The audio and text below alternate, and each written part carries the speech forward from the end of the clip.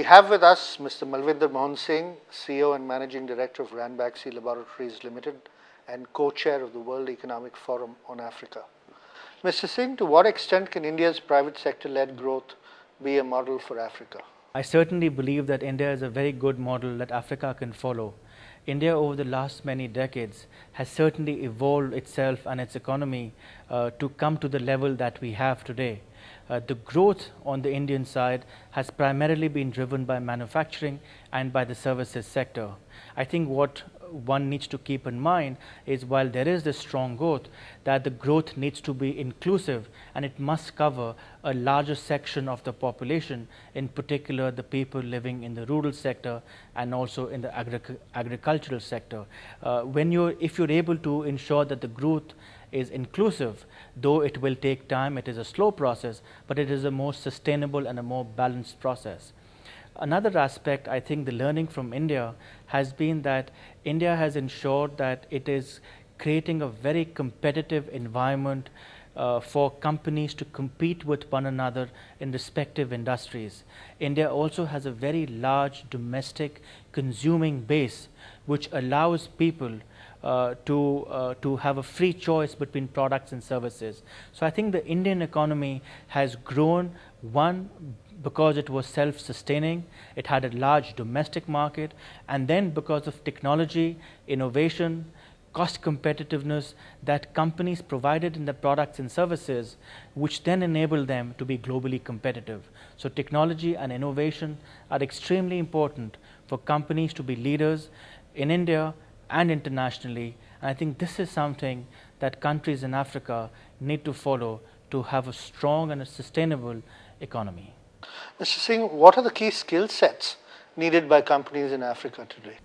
I think it's extremely important to focus on technology, to focus on innovation, to ensure that you are able to develop and attract and sustain and retain a strong workforce, because you would need a strong professional workforce to be nurtured and which will eventually enable enterprises to flourish and grow successfully.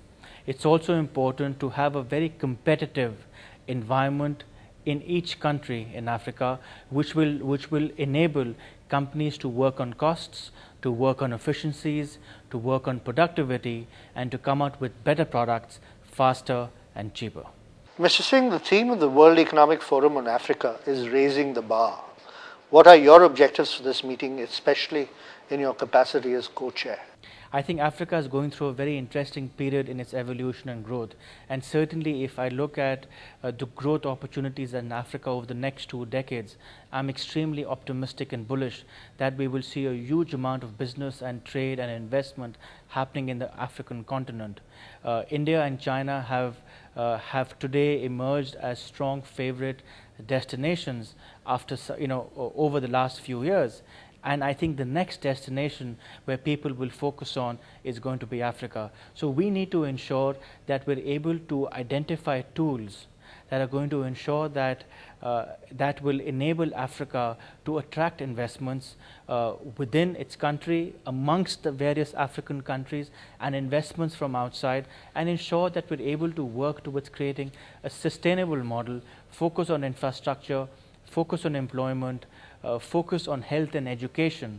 I think some of these aspects will be extremely important to ensure that we're able to uplift and really highlight the strengths of Africa and bring in more business, which will be more sustainable over a period of time. Mr. Singh, in your view, what lessons could Africa learn from India on health systems, strengthening and addressing the AIDS epidemic? I think there are 2 very important things that have happened in India. Firstly, India has very proactively focused on ensuring that there is a greater emphasis given to pediatric treatment in the area of HIV/AIDS. And second, India as a country has been focusing on ensuring we provide the most effective medicine versus the most cheapest medicine, which sometimes might have greater resistance. At the same point in time, there are also learnings which Africa can take away from Brazil and also from Thailand. In the case of Brazil, they have a universal program where anybody and everybody who has HIV/AIDS gets full treatment, all costs covered by the government of Brazil. I think this is an excellent program which they have initiated and which is working extremely well, and there are learnings for all of us in that. The second, in terms of Thailand, I think they took a very, very bold move as a country and put health far ahead of business and economics when they took a compulsory license for effervescence earlier in the year, which was then followed by Brazil.